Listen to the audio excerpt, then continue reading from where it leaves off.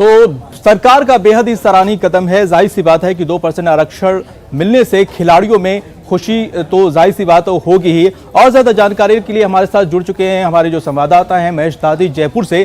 तो महेश, ये कितना सराहनीय कदम है और क्या रिएक्शन खिलाड़ियों में देखने को मिल रहा है? माजिद, बताना चाहूंगा कि सबसे पहले तो अब तक ये होता रहा है राजस्थान में कि जो राज्य की 51 विभाग थे उनमें जो नौकरियां मिलती थी खिलाड़ियों को, और आरपीएससी के जरिए जो नौकरियां मिलती थी उसमें 2% आरक्षण जरूर मिलता था, लेकिन वो अंतर्राष्ट्रीय पार्टिसिपेंट जो खिलाड़ी रहते थे उनको ही मिला करता था। लेकिन अब इसमें नेशनल पार्टिसिपेंट्स को जोड़ दिया गया है।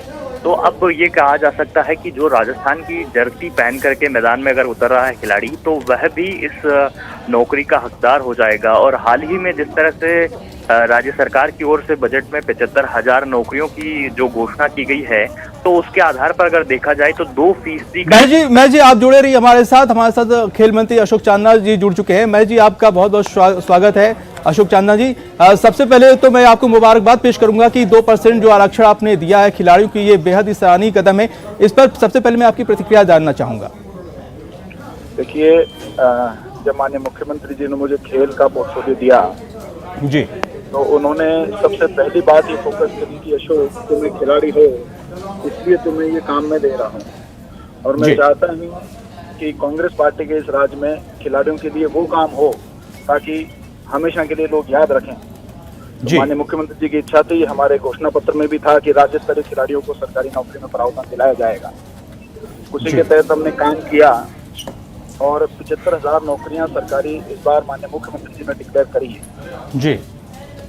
इसमें से 2% 1,500 होती है जी। तो यदि पूर्व के प्रावधान रहते तो उन प्रावधानों के अनुसार से एप्लीकेंट ही 300-400 आ पाते, 1,500 एप्लीकेंट ही नहीं आते जी जी। लेकिन ये नए प्रावधानों के हिसाब से कम 4 से 5,000 एप्लीकेंट होंगे और उसमें जो मेरिट पर जो टॉप 1,500 खिलाड़ी होंगे जी, उनकी नौकरियां लग सकेगी संबंधित डिपार्टमेंट के नियमावली के अनुसार जी। और इससे मैं समझता हूं कि एक चेन रिएक्शन स्पोर्ट्समैन में चालू होगा जी। कि हमेशा से घर में बच्चों को ये कहा जाता है कि पढ़ो लिखो कोई नौकरी लग जाओगे, ये खेल में क्या रखा है।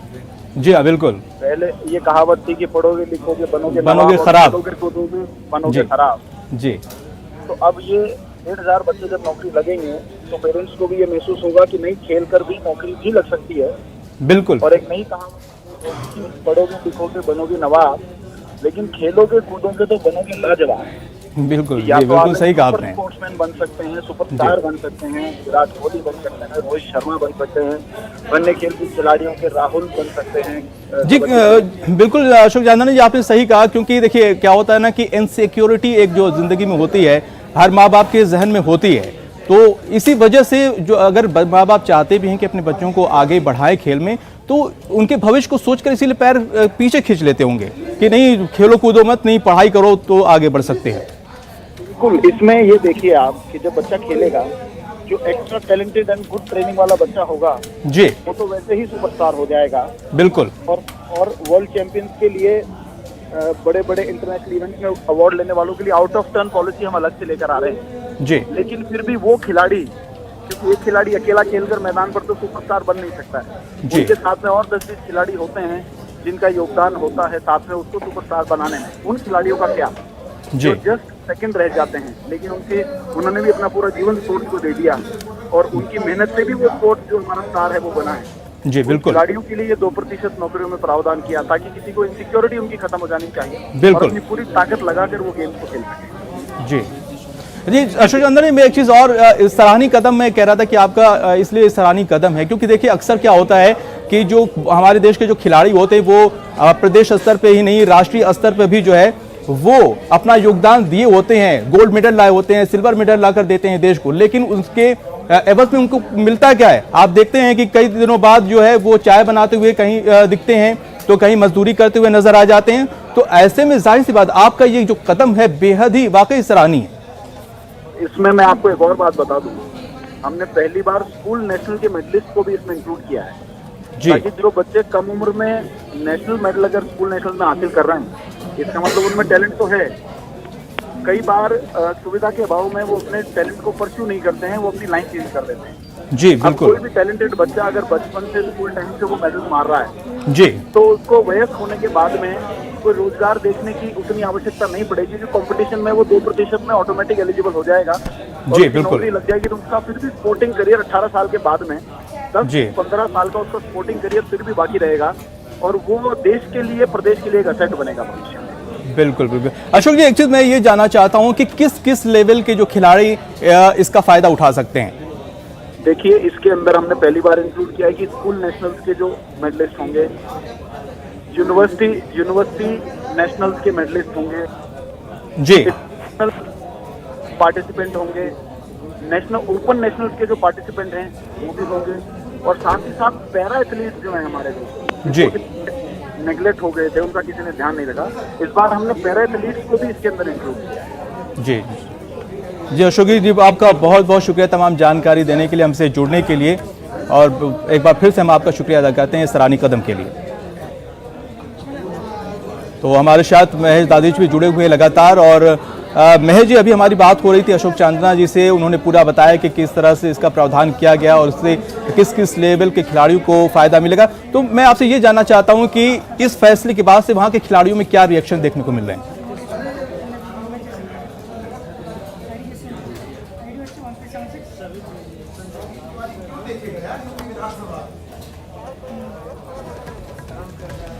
तो हमारे साथ जुड़े हुए थे, फिर से हम उनसे कोशिश करेंगे जुड़ने के लिए, महेश दादिश से। लेकिन जो सरकार का ये फैसला है 2% जो आरक्षण दिया है खिलाड़ियों के लिए, जाहिर सी बात है वो कहीं ना कहीं एक बहुत बड़ा फैसला है सरकार का, क्योंकि अक्सर हम देखते हैं कि बहुत जो बड़े खिलाड़ी भी रहे हैं जो देश के लिए योगदान दे चुके हैं, गोल्ड मेडल ला चुके हैं, लेकिन वो सरकारी उपेक्षा का शिकार होते हुए हम उनको देखते हैं। लेकिन इस फैसले के बाद से कहीं ना कहीं उनको एक जो इनसिक्योरिटी थी वो खत्म हो जाएगी, कहीं ना कहीं एक बड़ा सपोर्ट मिल जाएगा, उनका भविष्य जो सुरक्षित हो जाएगा, और जो उपेक्षा का शिकार हुआ करते थे सरकारी उपेक्षा का, अब वो उससे जो है बच सकेंगे।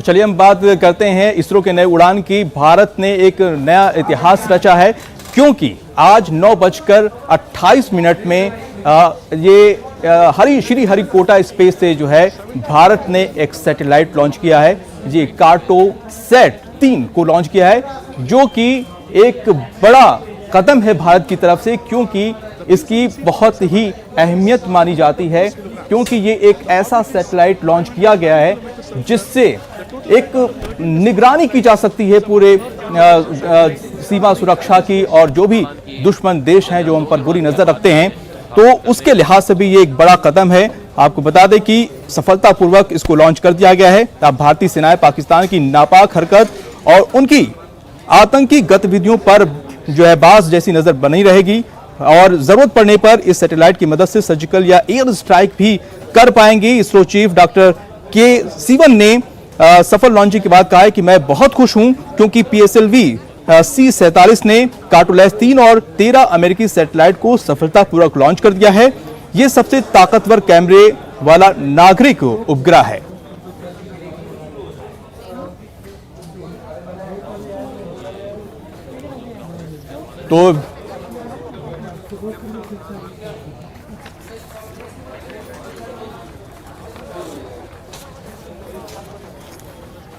तो बेहद ही बड़ा कदम, बेहद ही ऐतिहासिक दिन है आज भारत की तरफ से, जहां पर भारत ने, आपको बता दें कि इसरो ने एक लॉन्च किया है PSLV कार्टोसैट 3 को लॉन्च किया है, जो कि बेहद ही सराहनीय कदम है, बेहद ही ऐतिहासिक कदम है इसको कहा जाएगा, क्योंकि ये एक ऐसा सैटेलाइट कैमरा छोड़ा गया है जिससे जो भी दुश्मन देश हैं उस पर पैनी नजर रहेगी, और इससे सिर्फ यही नहीं, उसके अलावा जैसे आपदा कुछ भी आती है उस पर भी इसके जरिए नजर रखी जा सकती है, क्योंकि आपको बता दें कि ये इतना पावरफुल कैमरा इसका होगा, क्योंकि अगर आप घड़ी भी लगाए हुए हैं तो आपकी टाइमिंग भी साफ साफ देखी जा सकती है इस कैमरे के सैटेलाइट के जरिए।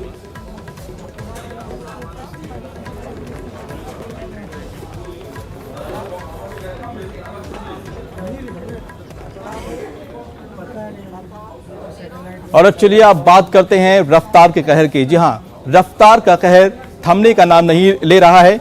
हर दिन हर रोज नए हादसे होते रहते हैं और आज भी 3 बड़े हादसे हुए हैं। 3 तस्वीरें आपकी टीवी स्क्रीन पर आप देख सकते हैं। दौसा की है, जहां पर देख सकते हैं कि यहां पर एक टैंकर पलटा हुआ है। धौलपुर नागौर की ये तस्वीरें आपकी टीवी स्क्रीन पर नजर आ रही हैं। आपको बता दें कि पहली तस्वीर दौसा की, जहां पर केमिकल से भरा टैंकर पलट गया। हालांकि हादसे में कोई हताहत नहीं हुआ। वहीं बात दूसरी तस्वीर की करें तो धौलपुर की है, जहां बस और ट्रैक्टर ट्रॉली की टक्कर हुई, जिसमें 3 लोगों की मौत हो गई है। और बात तीसरी तस्वीर की करें तो ये नागौर से है, जहां पर ट्रक और कार के बीच भीषण टक्कर हुई है और यहां पर भी 4 लोगों की मौत हो गई है। तो दौसा की बात कर लेते हैं। NH-21 पर केमिकल से भरा टैंकर पलट गया और इस हादसे में टैंकर से भरा केमिकल खेतों में बह गया और बताया जा रहा है कि यह टैंकर गुजरात से उत्तर प्रदेश जा रहा था और इसी दौरान NH-21 पर धूलकोट के पास यह हादसा हुआ। इस वारदात में टैंकर के चालक और परिचालक को मामूली चोटें आई हैं। दोनों घायलों को सिकराय अस्पताल में भर्ती कराया गया है।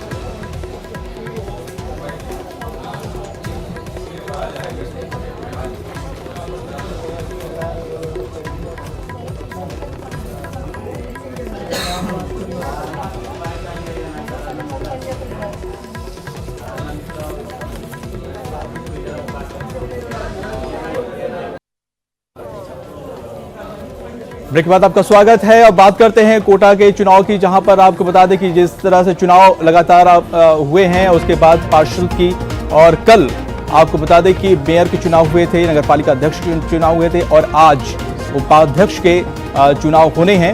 और आपको बता दें कि कोटा कांग्रेस का दबदबा है। सांगोद कैथून पालिका पर कांग्रेस काबिज हुई है। उपाध्यक्ष के लिए कांग्रेस से हरिओम पुरी ने नामांकन भरा है। PCC सचिव नईमुद्दीन गुड्डू के साथ पहुंचे नामांकन भरने। कांग्रेस ने 25 वार्डों में से 18 पर दर्ज की है जीत। तो कोटा पालिका चुनाव की अपडेट बता दें। कैथून में कांग्रेस उम्मीदवार निर्विरोध उपाध्यक्ष बन गए हैं। हरिओम उपाध्यक्ष बने हुए हैं। तो पहले ही चुन लिया गया है। दोपहर 2:30 बजे से शाम 5 बजे तक वोटिंग होनी है, लेकिन उससे पहले ही अपडेट आ गया है। यहां पर आपको बता दें कि हरिओम निर्विरोध चुन लिए गए हैं। कोटा पालिका चुनाव में यह अपडेट। कैथून में कांग्रेस उम्मीदवार निर्विरोध उपाध्यक्ष बन गए हैं।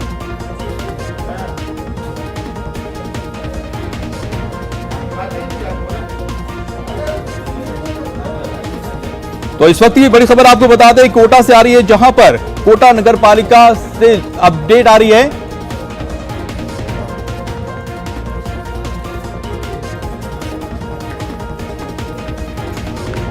और हमारे साथ शाकिर अली भी जुड़ चुके हैं कोटा से। शाकिर, क्या अपडेट है?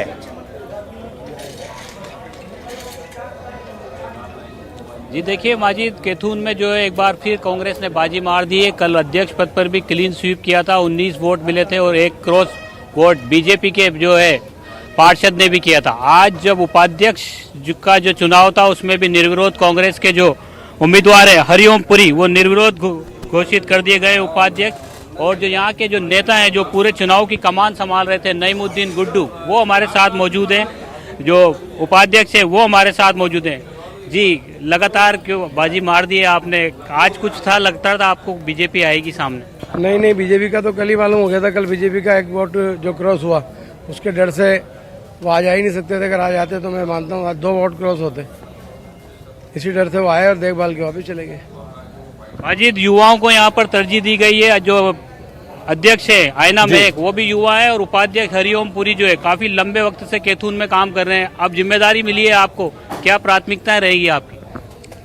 कैथून वासियों को शुद्ध पेयजल उपलब्ध कराना और कैथून को जो बाढ़ की विभीषिका से हर वर्ष जो बाढ़ आती रहती है उससे निजात दिलाना, ये हमारी प्राथमिकताओं में शामिल रहेगा। तो माजिद, कांग्रेस का जीत का खाता यहाँ उपाध्यक्ष के लिए भी खुल गया है। कुछ देर बाद अब सांगोद और मांगरोल और छबड़ा, जहाँ पर जो चुनाव हो रहे हैं उपाध्यक्ष के, उसके नतीजे आएंगे। लेकिन कांग्रेस जिस तरह से इस बार यहाँ पर चुनाव में बीजेपी के गढ़ में कांग्रेस ने शिकस्त दी है बीजेपी को, वो कहीं ना कहीं उपाध्यक्ष के चुनाव में भी अब जीत दर्ज करके कांग्रेस ने साबित कर दिया। अब 3 और जो पालिकाएं हैं उसके नतीजे आने बाकी है। लेकिन कैथून में जो है दूसरी बार कांग्रेस अपना बोर्ड बना रही है।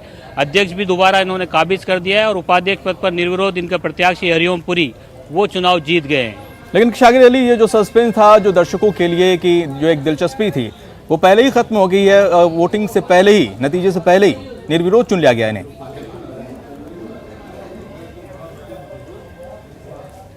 देखिए माजिद, यहाँ पर जो चुनाव थे 25 वार्डों में से कांग्रेस 18 पर कांग्रेस ने जीत दर्ज की थी। तो जो जिस तरह से पालिका अध्यक्ष और उपाध्यक्ष को लेकर के जिस तरह की चर्चाएं थी वो पहले से ही, क्योंकि कांग्रेस के पक्ष में माहौल था, 18 वोट इनके पास पहले से ही थे, तो सिर्फ औपचारिकताएं थी ये सब होना। लेकिन उसके बावजूद बीजेपी ने क्योंकि पूरी तरह से इंटरेस्ट नहीं दिखाया, क्योंकि 6 ही पार्षद उनके जीत करके आए थे और इन्होंने यहाँ पर जो है पूरी तरह से पूरे बोर्ड पर कब्जा कर लिया है। मैं दोबारा जो नईमुद्दीन गुड्डू हैं उनसे जुड़ने की कोशिश करता हूँ। जी गुड्डू साहब, लगातार 10 साल अब कांग्रेस का राज होगा, क्योंकि कई सारी अपेक्षाएं भी लोगों की है, बुनकरों की नगरी है कैथून, तो क्या उनके लिए रोड मैप बनाया गया है विकास को लेकर के? अगली बार जो हमारा बोर्ड बना था 4 साल भाजपा शासनकाल में रहा, उसमें भी भाजपा ने चुने हुए जनप्रतिनिधि को 8 महीने सस्पेंड रखा। हमें केवल 9 महीने ही काम करने का मौका मिला और 9 महीने में हमने ये बता दिया कैथून वासियों को कि हम विकास करना जानते हैं। 6 करोड़ के लगभग हमने काम करवाए जो जनता के सामने है, और उन कामों को देख के और हमारी सारी योजनाओं को देख के ही जनता ने हमें वोट दिया। अब जो बचे हुए काम हैं, जैसे पेयजल का है, बाढ़ आती है और कहीं नई कॉलोनियाँ जिनमें डेवलपमेंट नहीं है, कहीं लाइट नहीं है, कहीं रोड नहीं है, उनको सही करना हमारी प्राथमिकता रहेगी। तो माजिद, जो प्राथमिकता है वो अधूरे काम जो बचे हैं, क्योंकि पिछले साल जब यहाँ पर कांग्रेस का बोर्ड था, कांग्रेस की चेयरमैन यहाँ पर थी, लेकिन सरकार बीजेपी की थी, तो अब कड़ी से कड़ी जुड़ गई है और इनको उम्मीद है कि अब ये कड़ी से कड़ी जुड़ने के बाद कैथून का विकास होगा। तमाम जो काम जो पाइपलाइन में है उन कामों को करवाया जाएगा। इसके अलावा नई योजनाएं कैथून के लिए लाई जाएगी। यहाँ पर बाईपास की बड़ी समस्या है, बाईपास को लेकर के जो लगातार मांग की जा रही थी उस पर काम किया जाएगा। इसके अलावा जो एक कैथून में बाढ़ के हालात बन जाते हैं उसको निजात दिलवाने के लिए कुछ प्रोजेक्ट लाए जाएंगे। तो तमाम जो काम है वो अब करवाए जाएंगे। पीसीसी सचिव नईमुद्दीन गुड्डू का दावा है कि जो जिस तरह से जनता ने जो मैंडेट दिया है उस पर अब कांग्रेस पार्टी जो है यहाँ पर खरा उतरने की पूरी कोशिश करेगी। जी माजिद। जी शाकिर, तो उदयपुर की हम तस्वीरें शाकिर हम दिखा रहे हैं। यहाँ पर जश्न का माहौल है लोगों में, देख सकते हैं जो विजेता हैं, जो जीत कर आए हुए हैं, जीत चुके हैं, वो जश्न मना रहे हैं जीत का। उनका स्वागत किया जा रहा है गर्मजोशी के साथ। ये सीधी तस्वीरें हम जयपुर की दिखा रहे हैं, देख सकते हैं तस्वीरों में किस तरह से उत्साह नज़र आ रहा है और तमाम जो समर्थक हैं, कार्यकर्ता हैं वहाँ पर मौजूद हैं। और हमारे साथ सतीश शर्मा जुड़ चुके हैं उदयपुर से। सतीश, तस्वीरें बेहद ही शानदार और बिल्कुल जश्न का माहौल दिख रहा है, क्या कुछ नजर आ रहा है, क्या अपडेट है? देखिए माजिद, अभी हम उदयपुर के नगर निगम महापौर जीएस टांग के पदभार ग्रहण की तमाम तस्वीरें हमारे टेलीविजन स्क्रीन के जरिए दिखा रहे हैं। जीएस टांग जो पहले आरपीसी के चेयरमैन रहे 2000 से लेकर 2004 से लेकर 2006 तक, 2 साल तकरीबन उन्होंने आरपीसी के रूप चेयरमैन के रूप में काम किया था। तस्वीरें हम आपको दिखा रहे हैं उदयपुर से, जहां पर जीत का जश्न मनाते हुए नजर आ। हेलो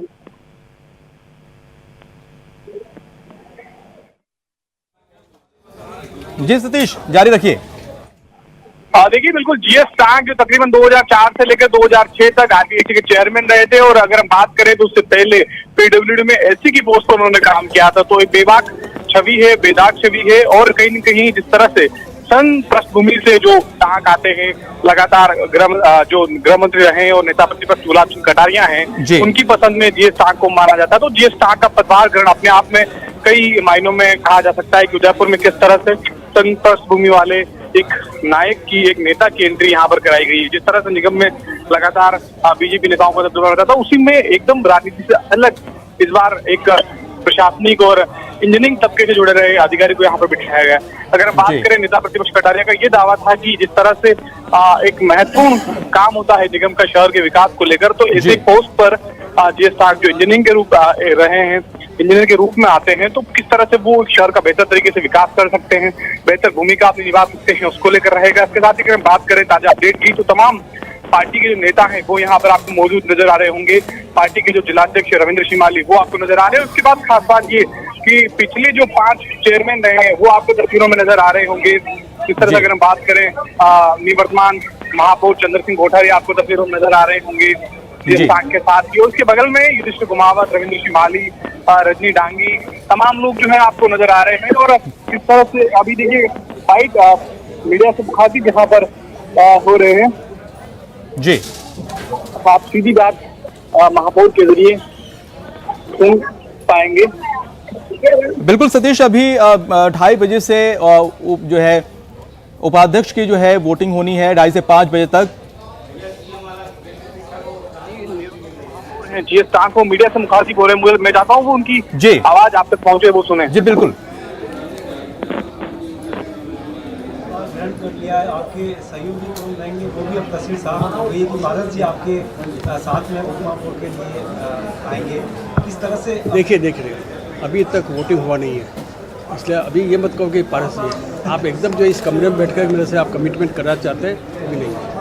मतलब किस तरह से आप आगे काम करेंगे? आज आपने पदभार ग्रहण कर लिया, आज से आपका कार्यकाल शुरू हो गया है, किस तरह से आज शुरू किया? मैं सबसे तो हमारे जो 170 हाथ हैं इन सबसे मैं हाथ में 140 इन सबसे बातचीत करूँगा। कब्जा तो है होते ही हमारे सहायक होते ही हैं, करेंगे। एक इंजीनियर के रूप में ऐसे कौन से काम है दो जो आप चाहेंगे पहले महीने में शुरू कर दिए जाए? ऐसा है, देखिए बात सुनिए कि उदयपुर के अंदर आचार संहिता लगने के पूर्व कुछ काम बंद हो गए और कुछ काम चालू हुए ही नहीं, न किए गए। तो जो आचार संहिता का जो मैसेज आया है कि नंबर 9 है क्रमांक, उसके अंदर लिखा हुआ है कि जिन कार्यों के वर्क ऑर्डर तो हो गए हैं पर वर्क स्टार्ट नहीं हुआ है, उन कार्यों को अभी नहीं करें जब तक कि आचार संहिता हो। तो सबसे पहले मैं तो ये करूँगा कि जो वर्क ऑर्डर दे दिए गए हैं उनको जल्दी जल्दी प्रारंभ करूँगा, और जो वर्क ऑलरेडी चल रहे हैं किसी कारणवश अगर बंद पड़े हुए हैं तो उनको भी मैं चालू कराऊँगा। तीसरी बात ये है कि ये पता नहीं भ्रांति आती है कि नगर निगम की सारी सड़कें नगर निगम की है एरिया के अंदर, वो नहीं है। इसके अंदर मेंटेनेंस के अंदर, कंस्ट्रक्शन के अंदर पीडब्ल्यूडी भी है, यूआईटी भी है। तो मैं ये भी करूँगा, आइडेंटिफाई करूँगा कि कौन कौन सी सड़कें जो है वो नगर निगम की है, कौन सी सड़कें यूआईटी की है और कौन सी सड़कें पीडब्ल्यूडी की है। उनको करके फिर मैं इनको कोऑर्डिनेट करूँगा कि हम नगर निगम वाले तो काम करेंगे ही, पर उन विभाग से भी मैं आग्रह करूँगा कि ये कार्य रिपेयर काम जल्दी जल्दी प्रारंभ करें, और ताकि उदयपुर की जनता को सहूलियत मिले। एक बड़ी समस्या रहती है कि यूआईटी किसी चीज़ कॉलोनी को डेवलप करती है लेकिन वो एरिया नगर निगम का आता है, क्योंकि वोटर जो वोट देता है वो नगर निगम को, पार्षद को देता है, अपने जनप्रतिनिधि को चुनता है, और जिम्मेदारी वहाँ पे डेवलपमेंट की नगर निगम यूआईटी की होती है। तो ऐसा कोई आप नया करेंगे कि जितने एरिया जो नगर निगम के हैं ये सब नहीं, ये सब सरकार की पॉलिसी होती है। यूआईटी के अंदर नगर निगम में तो सारा एरिया आता है, और यूआईटी जो है कुछ एक एरिया में, सेलेक्टेड एरिया में डेवलपमेंट वर्क्स करती है, और वो भी काम करने के बाद में वो नगर निगम को हैंड ओवर कर देती है आफ्टर इस डेवलपमेंट। इसलिए ये तो एक दोनों का साथ का है। राजस्थान में कांग्रेस की सरकार है, सामंजस्य कैसे बिठाएंगे? ऐसा है कि कांग्रेस सरकार नहीं, ये हमारी सरकार है, अशोक गहलोत भी हमारे ही हैं, इसलिए आप इस चिंता मत करिए, और सबसे मेरे को सहयोग मिलेगा। आज प्रातःकाल भी मेरे अशोक जी गहलोत का मेरे पास में शुभकामना का मेरे पास में मैसेज आया, तो आप समझ सकते हैं कि हमको राजस्थान सरकार से कोई दिक्कत नहीं आएगी।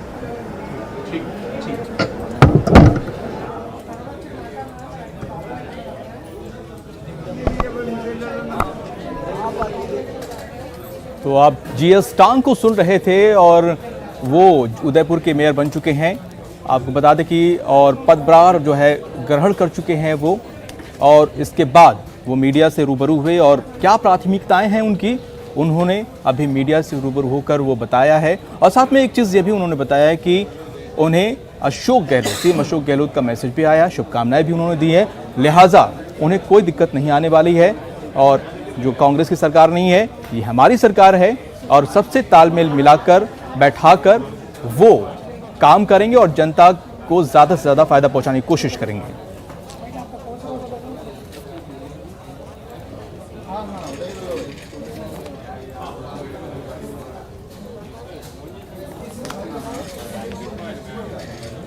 और अगर आपके पास कार या 4 वाहन गाड़ी या कोई भी इस तरह की गाड़ी है, कार है, तो आप उस पर फ्लैग टैग लगवा लीजिए। फ्लैग टैग क्या होते हैं ये जानने के लिए आपको ये रिपोर्ट देखनी होगी, क्योंकि क्यों ज़रूरी है ये रिपोर्ट देखिए।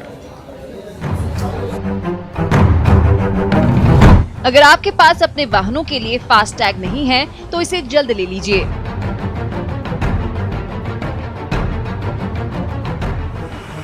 क्योंकि नेशनल हाईवे से गुजरने वाली हर गाड़ी पर 1 दिसंबर से फास्ट टैग लगवाना अनिवार्य हो जाएगा। सरकार देश भर के सभी नेशनल हाईवे पर फास्टैग की सुविधा लागू करने जा रही है, जिससे टोल प्लाजा पर टोल टैक्स देने के लिए नहीं रुकना पड़ेगा।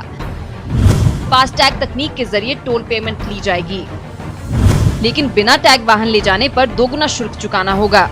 यानी फास्टैग के बिना अगर कोई भी वाहन फास्टैग लेन में प्रवेश करती है तो उसे दोगुना टोल टैक्स देना पड़ सकता है। मतलब गाड़ी पर फास्टैग नहीं लगा होगा तो 1 दिसंबर से आपकी मुश्किलें बढ़ सकती हैं।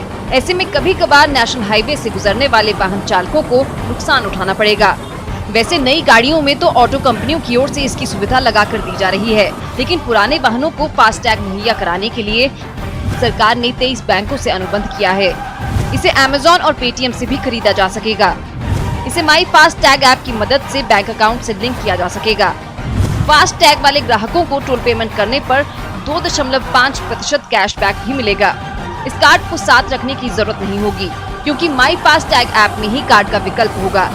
वैसे ये सिस्टम अगर अच्छे से चला तो टोल बूथों पर कर्मचारियों की जरूरत नहीं होगी और न ही टोल को लेकर किसी तरह की हिंसा देखने को मिलेगी। Bureau report, news 18 network. तो टोल नाके पे अगर आपको तमाम दिक्कतों से बचना है तो फास्टैग जरूर लगवाइए। और इसी के साथ इस बुलेटिन में इतना ही। दीजिए इजाजत, नमस्कार।